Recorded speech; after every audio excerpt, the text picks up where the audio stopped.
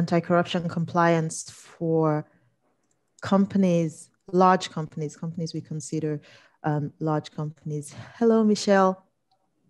Hi, Lola. Great to be here with you. Thank you very much for doing this. I really appreciate you taking the time to be part of the 2021 training of trainers. It's really exciting to have you join the faculty this year. And thank you for all the back end work you're doing on ethics first as well. Super exciting stuff. Thank you so much. Well, I'm learning so much also from watching the expertise that is Lola, but I'm also very excited to be here working on ethics first and to share my knowledge today. Excellent. Well, so we have you working with us on training about anti-corruption compliance for large companies. This will be the first training on that, subtopic. And it's a subtopic because the module 3, which is the core material on anti-corruption compliance for large companies or companies in global value chains, really provides the core content of our anti-corruption compliance training. And then module 6, which focuses on large companies, builds on that. So because this is the first training, we're trying to keep this under 4 hours because all of it is virtual. There'll be a lot of information in here that you're familiar with from module 3, but then we try to add more perspective on how large companies compliance will differ or should differ. So it's a pleasure to have Michelle, give her expertise to this, because Michelle comes from a background of compliance with large companies operating, in Latin America and in the US and in other countries as well. So that's a good segue to have Michelle introduce herself, because that was a short introduction to Michelle. But hey, I'm Lola Adekonye. You know me. I'm an attorney by training and a compliance expert by experience. And I lead the business integrity and anti-corruption programs for Africa at SIPE. I'm a senior program officer. And Michelle is an excellent colleague at the Anti-Corruption and Governance Center at SIPE. And Michelle, I'll let you do justice to a brief introduction. Great. Thank you for that, Lola. So my name is Michelle Crimes, and you did hear that correctly. My last name is Crimes, and I'm also an attorney. So it's Crimes with a Y, not an I, yes, though. it is Crimes with a Y. So it's slightly different, but it still sounds the same. So it's always my last name is quite entertaining as an attorney. So as Lola's already mentioned, I am an attorney by training as well. My background falls into anti-corruption and rule of law. I did that for many years. And then I switched over my career a little bit and took a direction towards compliance. I've worked on FCPA, SEC investigations. So I've worked on a lot of the larger investigations that came out of Latin America over the last, I'd say, decade, from Walmart, Lava Jato. There were some others that you may have heard about related to not Lava Jato, the Samarco dam break, if you know anything about that, which was BPH and Valero. I've worked on a lot of those investigations, looking at large multinational corporations. I usually fell on the end of after there was a violation and after there was some sort of investigation going on. But a lot of that really does feed into my knowledge about what needs to happen on the prevention side. Yeah, absolutely. And let's talk about that. Okay, so before we jump right in, you would have seen this collection of diagrams, and just in case it never got explained at any point, I just want to quickly point out what this means. So you'll see this on all the TOT materials, you'll see this on the training manual, and essentially what it means, or what it does is, or tells you, is for every training material you get during the TOT, you can adapt them to use them in training of your clients in your countries, right? So what we do is, for the training material, we often try to have a trainer's manual, which gives you the under the hood back end information that you need to know to be able to convey the important learning lessons, or lessons to learn from that training material to a client or to a group of people that you're training. So these diagrams just helps you or helps us communicate with you to say, hey, while you're training about this session or this topic, there's something you should know to include in your training. And so when you see an arrow, it says, okay, in this part of the module or in this part of the training topic, there are some activities to help you get the participants to assimilate the concepts that you're teaching, right? So we say, hey, there's an exercise, there's a group activity, group exercise, there's a scenario you can discuss. So these arrows you see in the trainer's manual tells you, while we're discussing this topic, hey, look up the activity associated with it. This tells you there are some guided questions that gets the participants to think out of the box or to think differently about problems. This finger pointing, the index finger pointing, tells you that there are some tips and tactics that you can use to make sure that participants understand the concept in the way that you want them to understand it, in the sense that there are some concepts like facilitation payments where participants have a strong opinion about, or paying gifts, giving gifts, and whether it constitutes bribery. And so there are tips for trainers to try to stay. One that is very common is where you're talking about types of corruption, and participants dwell on public sector corruption or public sector efforts to curb corruption. And you need to be able to steer that conversation back to what is the responsibility of a business, of a company, to prevent corruption, and how that contributes to the conversation and the training. And then finally, tools. This tells you that, hey, there's a SIPE tool that helps participants in this area. A good one to refer to is the compliance evaluation tool, the SET, the self-evaluation toolkit, right? So when you're training about that, you would, and you see this, or the risk assessment matrix, right? These are tools that we've already developed to help the network. So when you're training on risk assessment, you might forget that, oh, there's something that I can commend to these participants to look up. And we have lots of those tools at SIPE that you'll be reminded to look up. So that's why you see this. And I'm just going to jump right in. So Michelle and I would essentially be having a conversation about these different topics. And we expect that when we meet you next week, I think we're meeting with you next week, Tuesday or Wednesday, you would be able to ask questions. We'll go over some of these topics again, and we'll be able to talk more with you about some of the scenarios that we'll discuss today. Okay. So, the first thing we start to talk about is really what guidelines are there on the measures, compliance measures that large companies should have, right? What are the baseline guidelines? And we had a great conversation about this, Michelle and I, and did quite some research. And the interesting thing to note is that the guidelines out there about how companies, what adequate measures are, if we're borrowing from this SFO's UKBA guidelines, or UKBA's that's the UK Bribery Act's requirements for companies to have adequate measures to prevent corruption.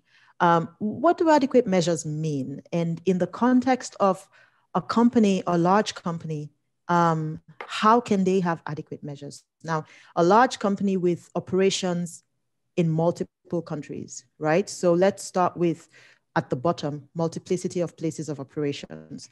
A company that is a US company but has operations in different parts of Europe, or in Latin America, which is considered high risk, or in Africa, different parts of Africa, that's a large company. Now, what would you expect the compliance program to look like for a company that has operations scattered around the world like that? Different regimes for compliance, different cultures. What should the guidelines include? A company that's listed on an exchange, it's traded in the New York Stock Exchange or the London Stock Exchange, which means that it has shareholders and investors who expect a certain standard of management and disclosure and responsibility from the company's managers. What should the compliance program of a company like that look like? Because one of the basic reasons why companies must have compliance measures is their duty of care, or their fiduciary duty to their owners. The company structure. If the company has a board, it has middle managers, and it has frontline managers, first line of defense folks.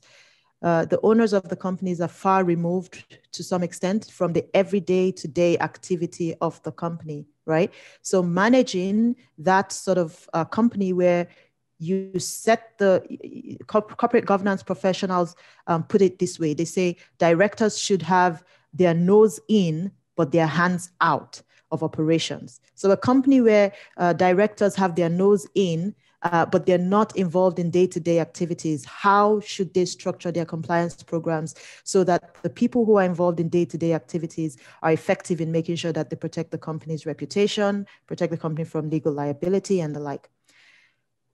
The more employees you have, the more risks you have. We talked about this this week. If you think about the 10-80-10 principle, and I'm taking you back to module 3, I'm taking you back to module 4 when we talked about third-party risk management. The more employees a company has, the more nominal number of 10%ers there will be.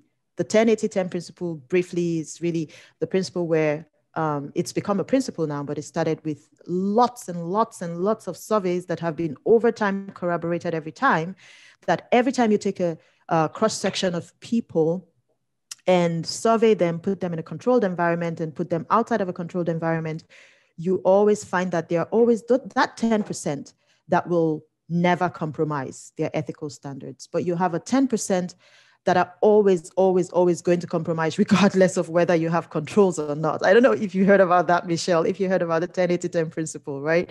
No, but that sounds pretty much correct. Like you'll have people who will always follow the rules. You'll have people who will always look for ways to get around it. Always. Yeah, it's a small margin of difference, yes, where, it's the 10%, it's only, less than a percentage point where you have, more or less in every given test that's been done. But you have the 80% of people who are swayed by the circumstances or the rules, whether there's an opportunity, whether they will, the Maslow's hierarchy of moral development rings through here. So basically, if a large company has 200 employees, the 10% who would never follow the rules, my math is quite bad, but that's about 20, if I'm correct, right? That's about 20 people compared to a small company that has 10 employees. It's just one person that's the main 10% risk right there. If we interpret it literally. So the larger the population of a company, the higher risk the company has, and then also the company turnover. As they say, more money, more problems. And I never thought that I would refer to a rap slogan here, but hey, so in terms of a large company, you're thinking about this in terms of compliance. Some people think about it in terms of risks. That's very true and very appropriate. But as compliance managers, we're thinking about it in the context of compliance. So with all of these dynamics, what should our compliance programs look like? And this is where I want to leave it open to say what other dynamics are there that you can think of about large companies that, should make them think about compliance, in a different way from a small company or a company that operates in one location. And some people would say, and Michelle, I guess you might have a good take on this. Some people would say, cybersecurity risks, because since the pandemic, for instance, we have experienced having to work with our partners in different countries much more closely than we did before, and relying on and the information technology quite a bit, and the risks have increased really since then. So tell me what others you think. No, well, I was going to say I agree with that, because I think a lot of the new risks are sort of falling into that category, because a lot of financial data, information, lots of information, things getting shared over sort of electronic databases. We're using Zooms. And so I think that's one of the larger risks. I was also going to point out that when you think about also larger corporations and sort of one of the criteria being that they trade, right, that they're listed someplace, if you think about all of the larger scandals that you hear about, most of the time, part of the reason that you hear about it and the prolonged litigation around it is because there's been some sort of fraud connected to their reporting, right? So that reporting where they're listed becomes key and becomes important, because those become the documents, right? That later on someone will point to and say, this is the start of the fraud, right? There might be other things going on but that will be the number one thing that will be pointed to. Right, right. That's true. We've seen that in quite a few cases. And so, you really touch on the first point here, the challenges for large companies, because, the first one, so you're talking about fraud or listed companies, yes, difference in legal and regulatory regimes from region to region, or from country to country, or from state to state, or city to city. And, why that matters is because, like, large companies in the US, for instance, are very aware about their compliance risks and responsibilities. But if they had to do business with a company in Angola, for instance, that's never really had to be proactive about compliance, they have to be influenced in that culture, in that company. And changing culture takes time and effort. So how do they do that effectively? And that's why, even though these are challenges for large companies, and we're talking about Angola, but when you think about multinationals, they're working in 5 different countries, 10, 20, 40, 50, with different regulatory and legal requirements, right? So the challenge abounds. But even though we talk about the challenge, we also talk about the solution. So we're looking forward to talking about the solution with you more next week. I'll quickly run through the challenges, touch on the solutions, and, Michelle and I can discuss some of them. But when we meet next week, we'll want to talk more about the solutions.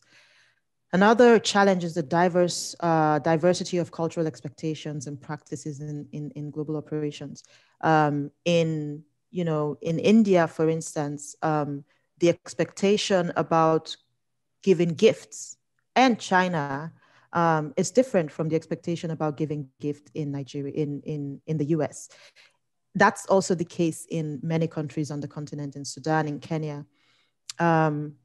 And gifts can really, they're the easiest thing to be used as a subterfuge for bribe. And so when you have to deal with those kinds of different cultural expectations with multiple different companies or subsidiaries or partners, it will not be the best approach to outrightly ban a culture. Not because, you want to break the law, but because realistically, your policy to ban a culture that has gone on for a long time will never be effective. So you must appreciate and understand that culture in that country and create controls that are realistic, are pragmatic, to implementing, in your programs in that country. And some of those controls could simply be absolute declaration of goods or of gifts that are given, a threshold on what the value of gifts that can be given should be, whether gifts should be given by individuals or whether they should be corporate gifts, and what the threshold is. Those kinds of rules around what gifts should be given. And then over time, if you're going to phase out gifts completely, over time you can phase them out, but you have to start by having realistic measures in place about, and this is just gifts. There are so many other exceptions or issues, rather, not exceptions, like facilitation payments is another. I'll give you a quick example in Nigeria. In volatile regions, companies work in a few volatile regions in Nigeria, especially in the oil and gas space, for example. You find that companies have to pay for security, pay either the police officers in those cities for security protection, or independent security groups that might be criminal groups, can't be vetted, okay? And what sort of things does so we talk about cultural expectations, but we can change that to local expectations. What sort of considerations should a company make when they're working in a volatile region and they have to make sure that they're employees and their assets are secure, because it's just so unsafe to do business there, and the police will not protect you unless you pay them. Remember, the police is a public service, right? So paying the police already raises a red flag. And so those sorts of considerations would include absolute disclosure, having your compliance team make sure that they understand why you're doing it. And I guess, Michelle, Latin America might be a good place if you can think of a scenario also where these kinds of challenges arise. Right. So I was thinking in particular of Mexico, where this ends up being an issue, and everyone knows that sort of a way to ease the way of getting a permit, right? Most of the corruption, some category of corruption that you will see coming out of Mexico is specifically related to permits and inspections around construction. So if you're a business that would like to build more sites, if you would like to build anything, you have to get permits and you have to work with government officials to do that. And it's sort of everyone knows that if you would like your permit to be approved faster, quicker, well, there's a way to do that. And there's also an expectation to do that. So you see a lot of sort of issues around how do we give gifts? How do we give payments? How can we, a lot of the corruption that you'll see specifically around this are all of the different ways that people sort of get at doing that, because there's a cultural expectation. I will say that now there are laws, not that there are no laws in Mexico, there are laws. It's just that sort of enforcement of those laws up until now isn't as strong. It's getting stronger, right? The newest administration is very pro anti-corruption in corporations. And so there's change on that, but that's sort of an issue that you will see. Right, yeah. And once it's okay to give gifts, then you then don't call them bribes anymore. And so that's how you shape culture. So large companies have to deal with these things. The board of directors, the headquarters of the company may be in the US and may be very well sensitized to not giving public officials gifts. But if the cultural expectations and just, culture, it's strategy for breakfast, as to quote Peter Drucker, right? And I'll talk about an example of how culture makes a difference in how employees and people interact with what corruption and unethical decisions are. Please remind me to give an example about this, Michelle. It's a really good example. So yes, finally, limited compliance resources, but growing compliance obligations. It's a challenge, and also it's a challenge to be innovative, right? To be innovative, to be efficient. And then disintegrated operational structure with limited capacity for scalability and untapped innovation in many of these countries where compliance, many of these companies where compliance is under-resourced, you will struggle with innovation, right? And we can talk about that a whole lot more. So these are some of the things that large companies, or these are some of the factors that we consider for large companies. When you're consulting or training a large company, you want to be thinking about this. It's a large company. It has a huge turnover. It has all of those factors we've discussed. Well, and these are some of the challenges you will hear. I promise you, anytime you have a training and you want to talk about, when you have a training, the large companies that come to your training will already have a compliance program, right? So that's why we're not talking you through module 3, building a policy, doing a risk assessment. No, they would already have that. What they would want to know is, these are our challenges. These are the challenges to our compliance programs. How can you help us? And that's why we're taking you through what we consider a large company and what their challenges are. And then we're talking about what you should know that they should prioritize. So these, if you take a plethora of challenges from large companies in your training, you can put them into any of these 4 buckets. And please, if you find an additional bucket, let us know in the network. But an example of an exercise you can do is, don't show them this slide. Ask them to write down 3, 4, 5 challenges to their compliance programs. And then put up these 4 factors, put them up on the board on different chats, and have them group the challenges they have, make them write the challenges on Post-its, have them group the challenges into any of these 4 buckets. And anyone that doesn't fit, they should put it in a parking lot and have a separate bucket for it. and then start talking through the solutions. So we'll talk through the solutions next week. We'll talk through all of those solutions you see in the tree and add more solutions to that. And it's safe to skip here and go straight to it. And we'll talk through the solutions when we get here too, okay? The Zespri case, I invite you to read before next week so that we can use that as the case study to talk through some of the solutions that Zespri should have or could have implemented to address these 4 high-level challenges. Yep. And all of that was just to say the resources and guidelines that you see out there factored in those challenges to large multinationals. And that's why you have the US Department of Justice guidelines. There are several of them, and you have links to them. Very important authoritative documents to read. You have the Bribery Act guidance also on the SFO website. You have the World Bank's Integrity Compliance guidelines also. That's pliable. The integrity compliance guidelines of the World Bank is pliable and adaptable for small companies.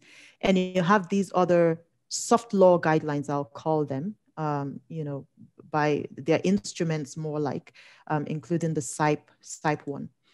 And very quickly, when you think about a compliance program, these are some of the areas where, if you don't have a policy around, it's important to make sure that you have a policy around, these aspects of the business. But this is just an example to show what departments or units exist in a large business. There will always, a small company may merge a lot of these functions. There's finance, there's accounting, or there could be finance and accounting. Often it's finance and strategic planning, and then accounting is a separate department.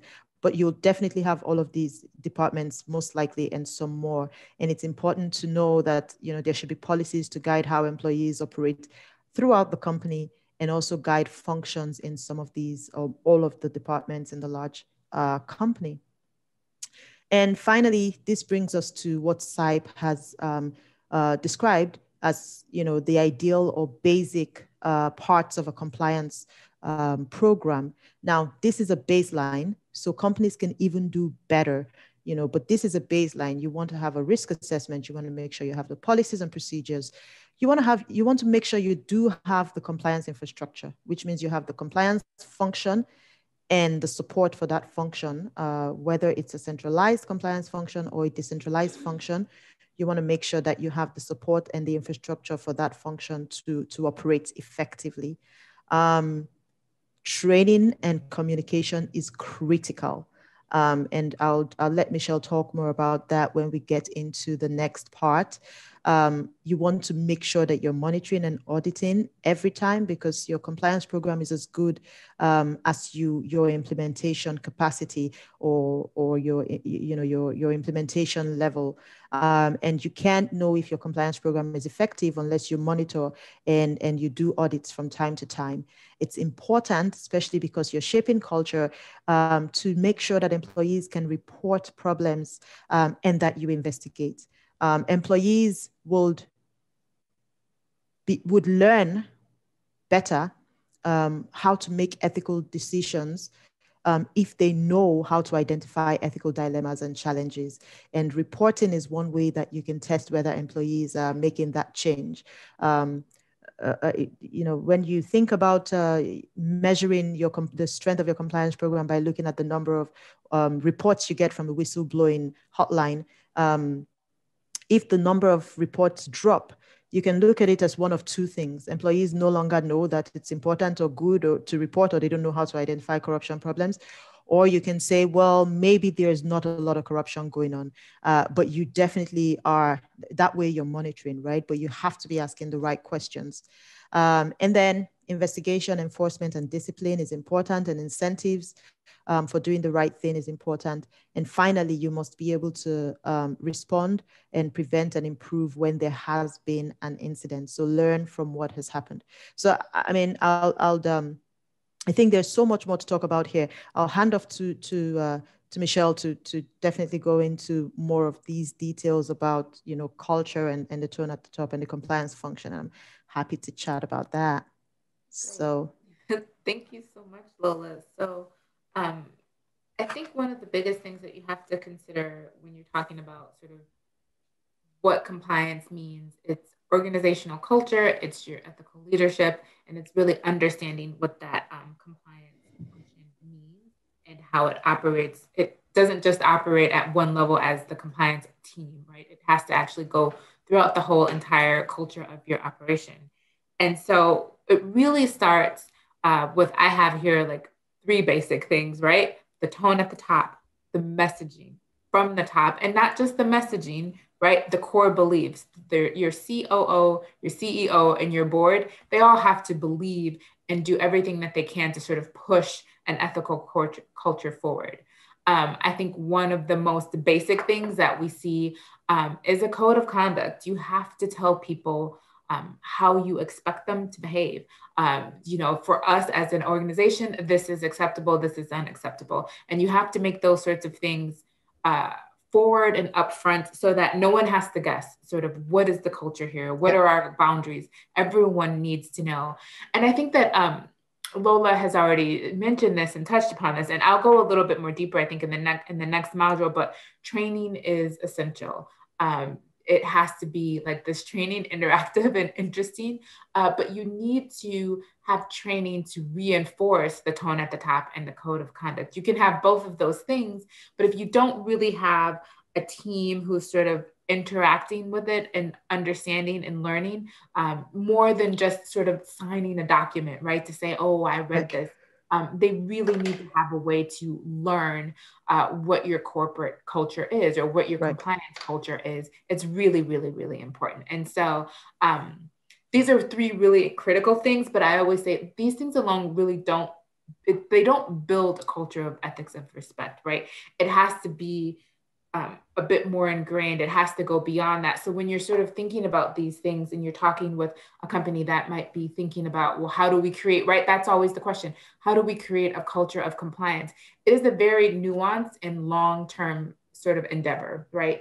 You've got to have these three things, and then you need to keep reinforcing it. You need to reinforce it. If you're a large multinational, it's not just you send people from home office to investigate or when there's a problem, right? You have to create opportunities for your compliance teams all over to really interact with each other so that they can start to understand what each other's sort of cultures are and what the norms are. And then you start to build from there, because your compliance cannot happen sort of in a vacuum. And as Lola has already alluded to, you cannot create a culture of compliance sort of in defiance of of culture. Like you won't be able to do that. People will just find, quite frankly, ways to get around it. And so you want to find a way to be respectful of a culture and traditions and practices that happen regularly, and you need to comply. So these are really two important things I think you want to keep in mind as you're helping a company. So Michelle, I think it's so interesting that you put it that way, because two things, just to add to that, is one of our partners put it very nicely. I think it was a borrowed quote. She said, if you don't make an organizational culture for your company, if you don't enforce an organizational culture for your company, your employees would make one for themselves. Mm-hmm. If you have no culture, then your employees would make one. Now, and if you're talking about, no, go ahead. And then you may not approve. Hoping that you have ethical employees, right? And you're left, at the mercy of the environmental factors in that country to have shaped your employees to be ethical employees. And so they build an ethical culture. Just like you're saying, it can't happen in a vacuum. You can't build an ethical culture in a vacuum, no, right?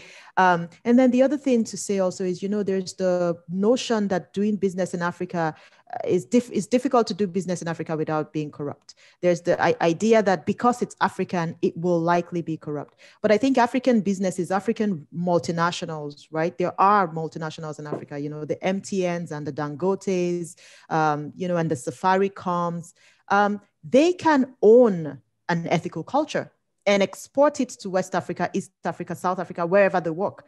It doesn't always have to be a US company because of the FCPA exposure importing ethical culture to a subsidiary in the continent. No, a partner in Ethiopia once asked that, how do we as an Ethiopian company try to avoid investors who are unethical from investing in our company, right?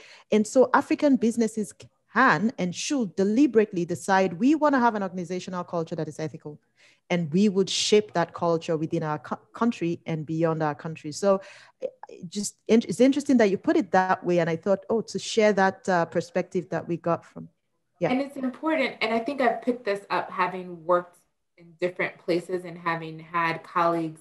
I actually had colleagues in Angola. I've had colleagues in Central America. I've had colleagues everywhere. And it's, we're not talking about something that is particularly American. If we all have the same goal, that our company is functioning and prospering, we know that perhaps paying gifts or bribes or anything like that, that might sort of, for lack of a better way to describe it, siphon from our ability to prosper as a company, that's not particularly, American. That doesn't have a particular source, right? That's the business case for being ethical, is that it costs money when you have to deal with corruption within your own organization and lives. Exactly. And what we see in the larger sort of cases, right, that we all see, is it costs a lot of money for a lot of people. But I think if you're talking, even small and medium, it has the cost, and that cost really does impede your ability to grow and to sort of prosper as a business. So absolutely. We've talked about most of these points. I think the one thing that I would like to just touch upon, which is important, is that compliance is organic and ever changing. It is always changing. There are new rules that come out that might influence you. There are new, like I was mentioning for Mexico, new rules, right? New administration and sort of new flow. And so those are things that companies can take into consideration. And it's just something that we thought was okay before isn't okay now. And so there's always a need. This is why training is important, because you kind of always want to be giving your employees like, well, we thought this was okay, and now we know it's not. Or, right. We used to do this, but now we don't think this is, an acceptable practice for these reasons. So I think that's really, really important, because as long as you're connecting that ever changing to your training, and then what we'll talk about a little bit later, your monitoring and your assessment, you can have a really great, stable compliance program, because you're always looking to see what the landscape looks like. And that's a really an essential and important thing. So if we could, thank you. Yeah. So we've talked a little bit about the tone of the top, but I guess what I'd like to do is just a little bit more conversationally sort of explain what that means for me. I've got all these great, it's the glue that holds the organization together. It provides the foundation. It's the ethical climate. And I think that is what you need from ethical leadership. So you have to have individuals who are known, ethical people. Like, oh, when people think of, that compliance officer, I have people who I've worked with in compliance, and I think, oh yeah, that person is, those people who come to mind. You want your compliance officers, your board, your CEO, you want them to be people, when your employees think about this is my leadership, they want to be able to think, oh, those are people who I think can be trusted. Because ultimately, when an issue pops up, and we'll talk about this in whistleblowing, and there's an issue, people in the middle, right, are responsible a lot of times for executing that. But oftentimes, while complaints come to your middle management, people think about what leadership looks like. And if they think that their leadership, right, doesn't have the right tone,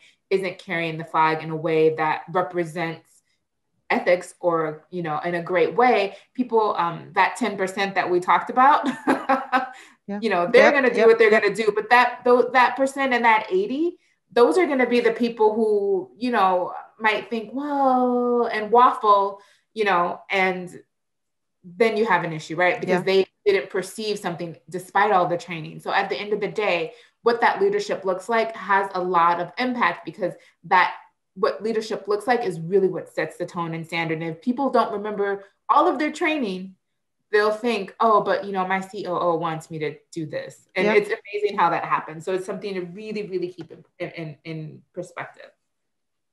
Right. In module 3, we talk about how leadership inspires the behavior of all employees, and they can reinforce positively or negatively the attitudes or actions of employees. If there's a very interesting video that we should share actually after this. It's a interesting video done by the Hong Kong Anti-Corruption Commission, and it shows how this CEO always talks about integrity first, ethics first, but his actions don't reflect that, right? He doesn't encourage his employees, especially his children who are on the board, to go to the anti-corruption compliance and ethics and integrity trainings.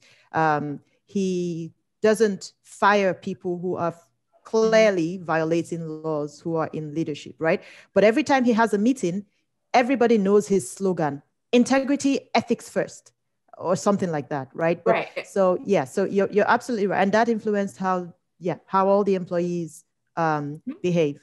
And because I've seen it sort of when you do interviews, it's like, so you've signed a policy, I have your training records here, right? You can have all the documentation that says this person went to training, so they know the policy, but what sticks is what they actually see leadership doing. And I think that really sets sort of like helps us talk about this next slide here. It's the attitude about norms and expectation, right? And so that comes from the top. It also comes honestly from your middle management, because they end up being the flag bearers for a lot of this. Middle management, along with your compliance teams, they are the people who will get the reports. They are the people who will do the investigations. The first signs of a red flag will come to a manager in some department, and that they need to be the person who can think, I've gotten this report. You need to have everyone up the chain feel that they understand norms and attitudes about behavior. And this is what I often talk about as more than checklist culture, right? We've talked a lot about from checklist to culture. How do you do it? What are the mechanisms? And honestly, like I've said, it's a long-term endeavor, but it's also about that tone, because when you've got someone who's thinking about, do I do this or do I do right? That 80%, we want them to really have something to refer to, not just on paper, right? But also sort of in their mind's eye. And that's why having the right attitudes and expressing those attitudes regularly, quarterly, to be honest with you, in an email or in a meeting, needs to happen quite frankly. Okay, we're on track. Yeah, I think we're on track. Yeah, I think we are. We're doing good with time as well. So I think we've talked a little bit about the indirectly about benefits of having the right tone. I've talked about the fact that when you see a lot of big cases, at least that are FCPA driven, which are the ones that I'm the most familiar with, right? Those are driven by someone is upset that they've had a loss because you either underreported or overreported based on some sort of, corruption that was happening within your business. So that's the big thing, right? Money, that's always the thing. But it can go a little bit further beyond that, right? Like you want to be able to keep your ethical employees. You want to have increased employee engagement. Yeah. So these are all important things that are part of these are the benefits. It's a very important, I think, business case for that. Yep. Okay. So so do you want us to talk about the challenges or go to the case studies? Well, I think it might be more interesting to maybe think about the challenges, and that might be something that we could come back and talk about a little bit when we're all together, if that's okay. But yeah, let's talk about the case studies. Sure. Okay, so let's go to, okay, so we have this case study. And we have the one we also discussed, which I could just talk about. We don't have it written down, but it's the one about the president of the business membership organization. So we can do this one and then do the other one, which is it's a hypothetical case, but it's an ongoing situation in a country in Africa. So okay. How would you like us to do well, this one? I'll talk a little bit about this one because this one touches on home for me, because my mother worked at Wells Fargo during this time, right? And so I got to see firsthand that really, again, leadership was very committed to growth, right? Pushed. And so I remember my mother, this was her part-time job, she's retired. There was this strange push all of a sudden for more mortgages, and her department was mortgages. So not to disclose too much, but that's sort of what was happening. So I got to actually see what was happening. And you got a front row seat on this one. I did. And my mother was That's why you're called Crimes. Yes, I get to see all the crimes up front. I'm going to actually share that one at the next, we have a family Skype, like I'm sure, or a Zoom, like many of you do. I'm going to share that one. I'm sure everyone will kind of giggle at that one. But is that what was happening is that what you could see is that employees who were kind of willing to just slightly took that tone and ran with it. Growth is the most important thing, right? They were sort of being rewarded as well for some of that behavior. But employees who were sort of, wait, like, but I've got this here, I've got this. Those employees were actually slowly but surely over time pushed out. And the part here about there was no feedback loop or dialogue to understand what employees were challenges they're experiencing. That one was exactly what was happening, right? Is that there were a group of people who were like, this is not right? And there was no way to have a discussion about the fact that it wasn't reinforce. Right. Yeah. So that sort of reinforced that their behavior was the abnormal behavior, and the behavior of other individuals who were doing certain things was the correct behavior. So this one, when I saw that, I chuckled. you mentioned also that the managers are very critical. The tone at the middle, let's say, right? Because you were saying that they're the ones who receive the reports first, and what they do with the reports is critical. And the culture, the middle managers, the tone at the middle is also shaped by the tone at the top. If the tone at the top is really committed to ethical culture and integrity, they'll pass that on to the middle managers, and the middle managers know what to prioritize or escalate. So if they're hearing, they know how to get it from their teams. So if they are not hearing enough about something going on, and they suspect that, hey, there might be some kind of fraud going on with the junior team members, we need to have more meetings and understand if they have any gaps in their understanding about our ethical culture. And if they're hearing that, they will be the ones to escalate it. So here it looks like, the board level directors were not in touch with what was going on on the front lines, but the middle managers were, the senior managers were, and they didn't hear enough about the challenges there until it escalated. It was a terrible situation for Wells Fargo. They got acquired, didn't they? No, I don't think. Are they currently? I don't think so. They're still standing, right? But they got in a lot of trouble. Was it a couple of years ago? And they fired a lot of people, and they had a very large payout. I'm also thinking how this, if you have time in your free time to maybe go back and sort of look at the pressure from the top, and then what middle management did in the Walmart case, and you can see a very, very similar pattern, right? There was pressure to grow, to develop, and so middle management executed, right? And so sometimes it's not always that people are unethical. I don't think that's a great way to think of it. It's that they were executing what they were being asked to do to the best of their ability within their cultural confines and context. Right.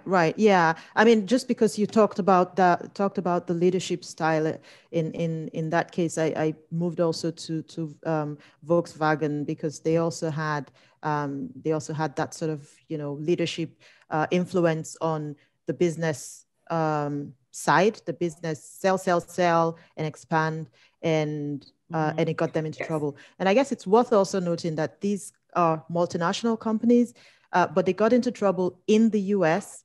And, the US is like several countries put together, if you think about it, though, but still it's a country, and they have the trouble they got into is from their operations in different states in the US. So this is a multinational that, if you think about it, yes, it's a multinational, but the trouble they got into was from their operations in one country because of their operations in multiple locations. And so when we think about large companies, it could be one company in Angola with a branch or operations in multiple districts. Okay, so when you're thinking about solution, how do you make sure that you're creating a compliance system that enables effective feedback from all of the employees in these different districts.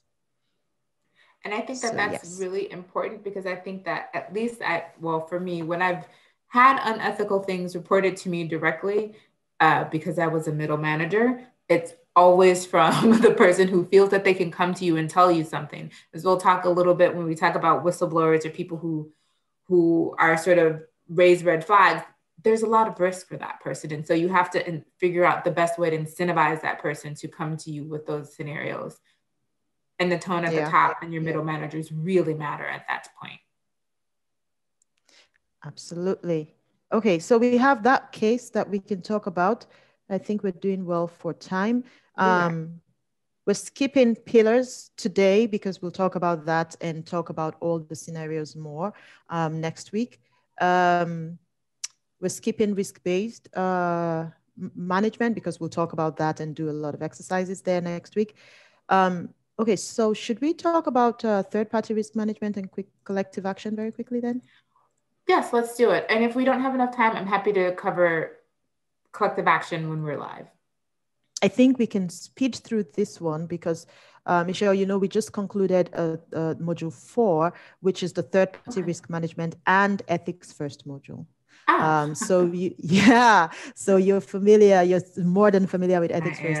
Michelle is a senior manager in the Anti-Corruption and Governance Center, which is the secretariat for ethics first. And so she'll be overseeing the job of the secretariat, which is to head our compliance advisory committee and all of our stakeholders to sort of coordinate the collection of information and flow of documents and the like that will be the institutional documents for ethics first. So it's really it's an honor to have her working with the team on this one. So she's very familiar with the content of module 4.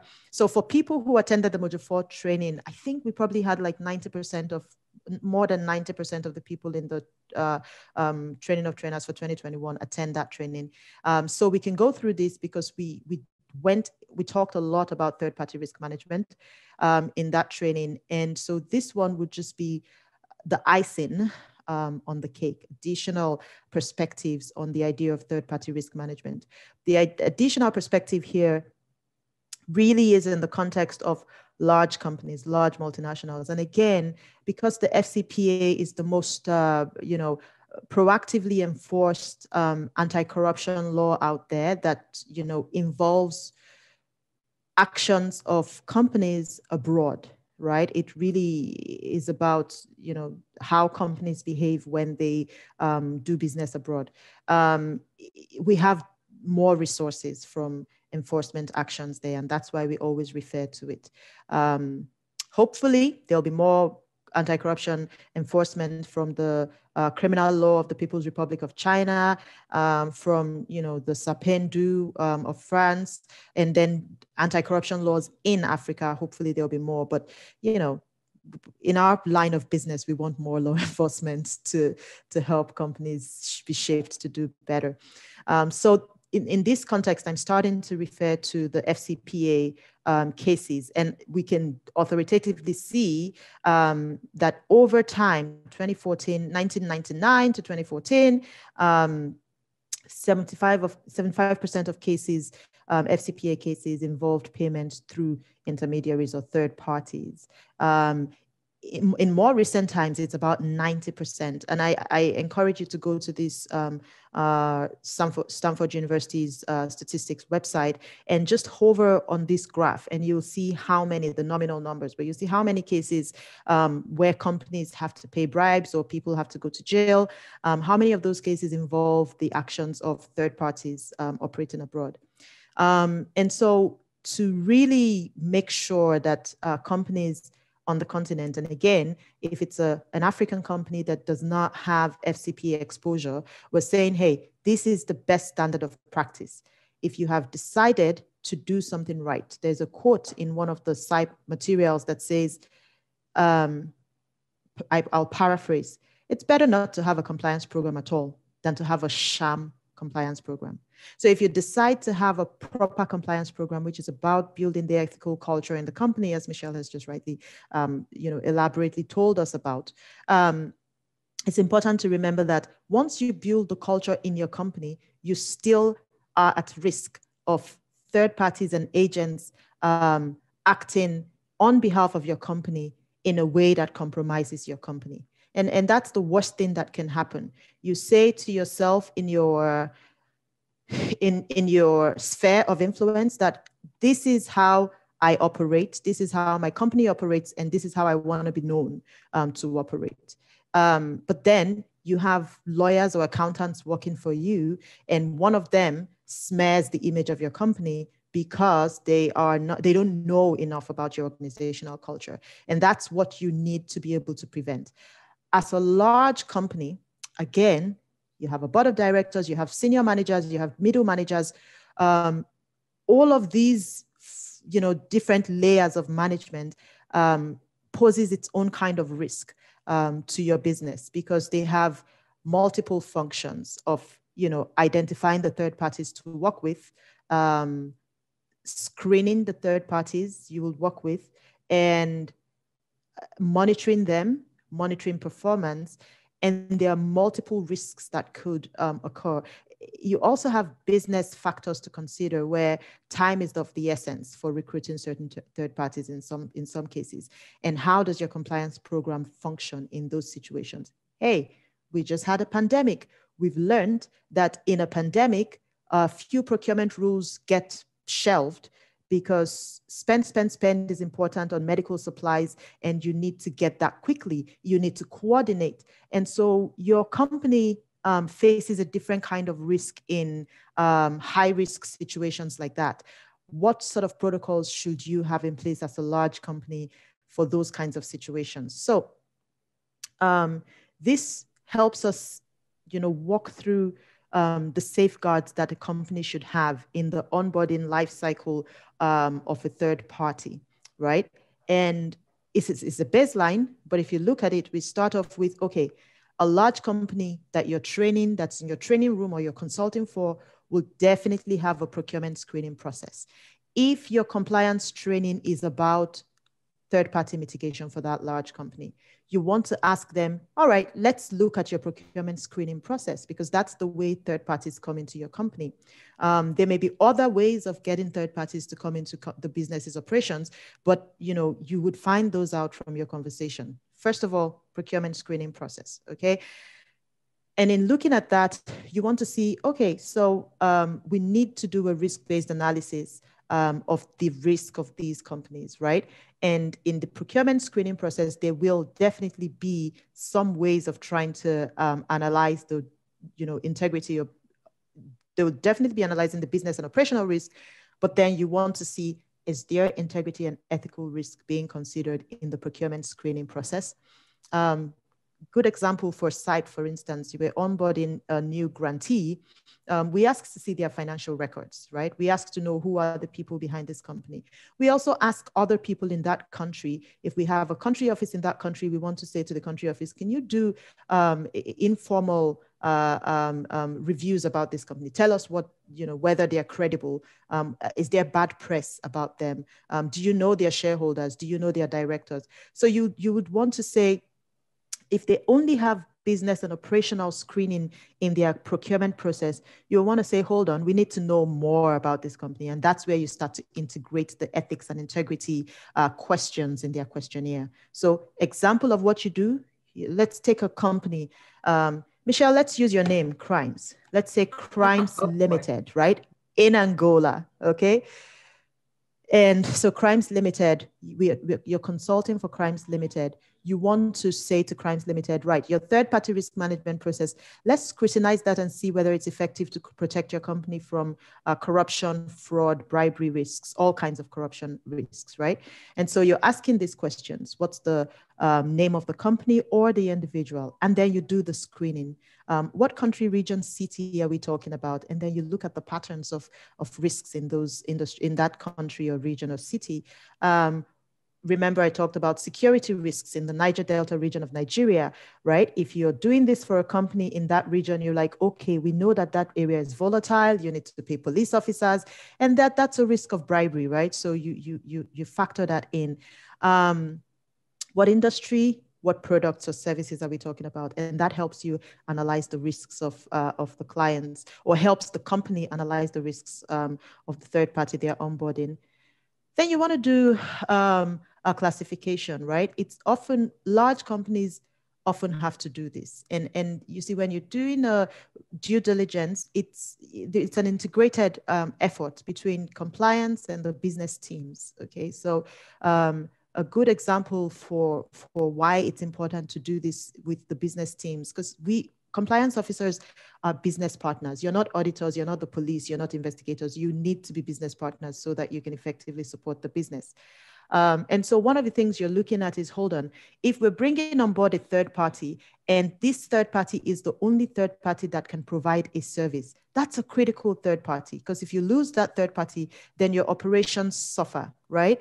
So that's a critical third party, and you don't want that third party to compromise your business operations. So you really need them to strengthen their compliance and business and operational risk management so that it doesn't compromise your business operations. So that's one way to look at it. If it's a critical third party, everything else that you consider might put that third party in a high risk bracket. It's important to know where your third party falls: high risk, medium risk, low risk. Why?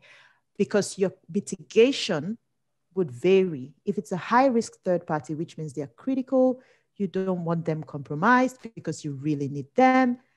You know you're too dependent on them. Then you have to provide them as much training as possible. You have to put in all the safeguards in your contracts with them. You have to do enhanced due diligence to even know how that impacts your business, because you want to know, can we proceed with this relationship or not? Is this a relationship that we start today and you're going to have to terminate the relationship because they violate a core part of your contract, which is they pay a bribe or something, right? So it's important to classify them like that. And then once you do that, you then have to come up with your legal obligations for them and your controls. And you have to monitor.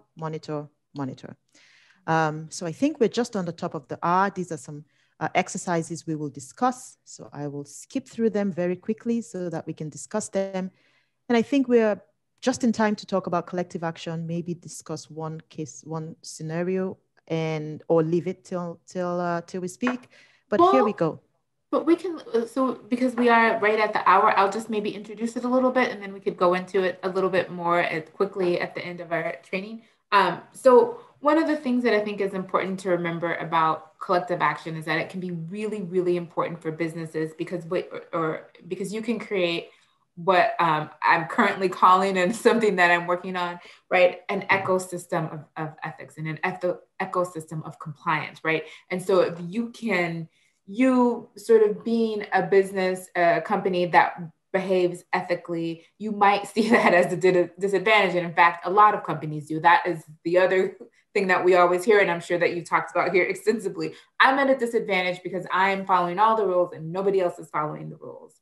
Well, one of the ways to sort of combat that and to work at changing that is to actually start to, again, a long-term endeavor to change the environment around you, to start bringing others with you so that you can suddenly change your environment from one where you feel like you're the odd one out to one where you're the odd one in, right? Everyone is maybe looking to you to be the leader in compliance, and you start to create and curate and bring other companies in with you and expand out. And that can be a very powerful tool for a company, for a multinational anywhere, because now you've sort of, the way we like to say it, sometimes leveling the playing field, everyone's using the same set of rules, but then also you can maybe wield that sort of together as a collective group to maybe make changes where you are, not just as companies acting, but actually also interacting with the governments who are around you to push for more corporate compliance and more ethical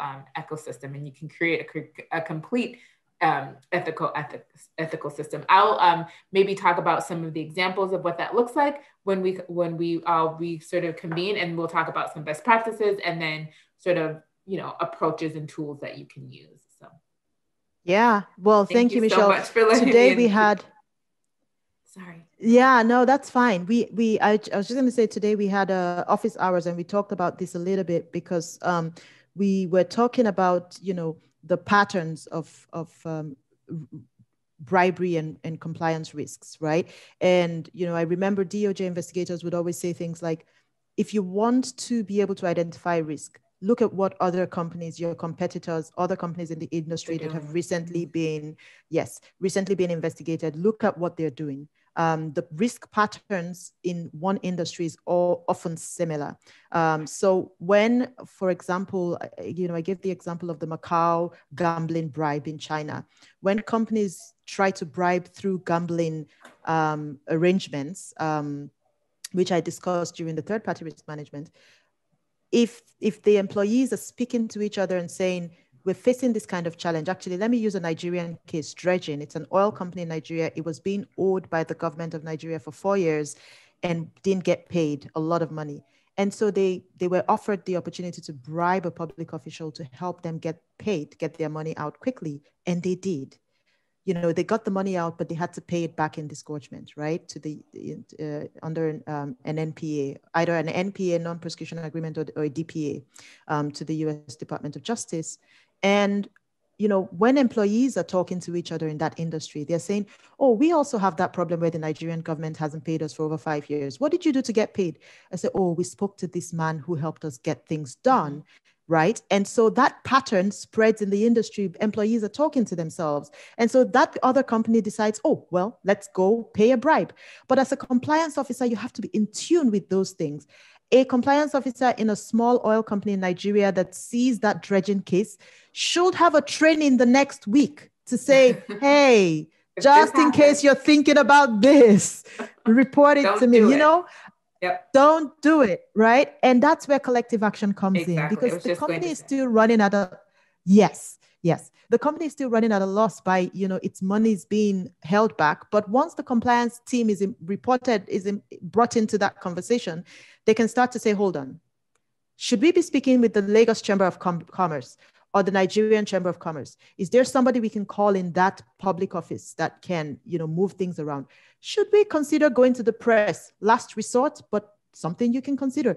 What other alternatives are there that we can use so that we avoid having to pay a bribe? And that's where collective action and I think of collective action, and I'll end on this, sometimes as sort of like the external way that your compliance team can have to find tools, right? Because like the example that you just gave would require compliance officers to be talking to each other again in this ecosystem, to know that you could go to someone and say, you have that issue, so what's your tool? How are you addressing that? And that'll be something that we can talk about, what that looks like a little bit, the nuts and bolts. So excellent. Well, thank you so much, Michelle. This has been fun. Yes, it has. I look forward to chatting and interacting with the rest of the team. And I really look forward to you meeting a lot of them. You'll enjoy a great conversation next week. So great. We can end the recording now. What should we expect? I know we want them to study the Zespri case and get ready to talk about that. And we want them also to think about solutions to the challenges of large companies doing business in multiple different regions, and has a high number of employees, and how how challenging it is to make people behave a certain way, but also there are lots of tools and solutions that we can think through as well. So we want them to think about those solutions, right? Is there any other reading we have for them before we wrap up? Not today? That I'm aware of. We have the case studies at the end. I'd say maybe look at the case studies again, the slides, and maybe think about those a little bit more. We can talk about those more too when we're all together as a group. Excellent. Okay, sounds good. Well, thank you, everyone. And I will stop recording now, and we look forward to seeing you next week. See you soon. All righty.